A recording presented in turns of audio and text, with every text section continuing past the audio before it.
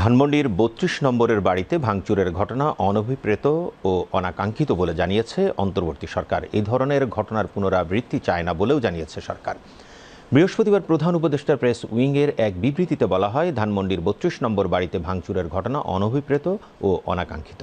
পলাতক অবস্থায় ভারতে বসে জুলাই অভ্যুত্থানের বিরুদ্ধে শেখ হাসিনার উস্কানিমূলক বক্তব্যের কারণে জনমনে গভীর ক্রোধের সৃষ্টি হয়েছে, যার বহিঃপ্রকাশ ঘটেছে। গত ৬ মাসে ৩২ নম্বর বাড়িটিতে কোনো ধরনের আক্রমণ, ধ্বংসযজ্ঞ হয়নি। গতকাল রাতে এটি ঘটেছে পলাতক শেখ হাসিনার বক্তব্য ঘিরে, যার দুটো অংশ রয়েছে। একটা অংশ হলো, জুলাই গণ অভ্যুত্থানে যারা আত্মদান করেছেন শেখ হাসিনা তাদেরকে অপমান করেছেন, অবমাননা করেছেন। শহীদের মৃত্যু সম্পর্কিত অবান্তর, আজগুবি ও বিদ্বেষমূলক কথা বলে পলাতক শেখ হাসিনা জুলাই গণ অভ্যুত্থানকে অবজ্ঞা করেছেন ও অশ্রদ্ধা জানিয়েছেন।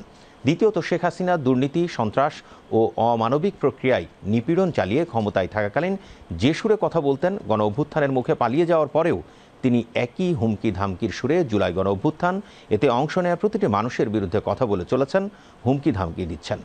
শেখ হাসিনা দেশে অস্থিতিশীলতা সৃষ্টির হুমকি দিয়েছেন। মানুষের মনে জুলাই গণহত্যা নিয়ে যে ক্ষত রয়েছে, সেখানে শেখ হাসিনা একের পর এক আঘাত করে চলেছেন। তার এই সহিংস আচরণের প্রতিক্রিয়া হিসেবে ৩২ নম্বরের বাড়ি ভাঙচুরের ঘটনা ঘটেছে। অন্তর্বর্তী সরকার দেশ ও জনগণের জানমালের রক্ষায় সর্বোচ্চ সতর্ক আছে।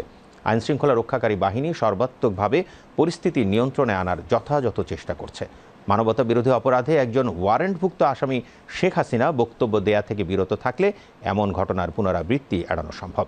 সরকার আশা করে ভারত যেন তার ভূখণ্ডকে বাংলাদেশে অস্থিতিশীলতা সৃষ্টি করে এমন কাজে ব্যবহৃত হতে না দেয় এবং শেখ হাসিনাকে বক্তব্য দেওয়ার সুযোগ না দেয়।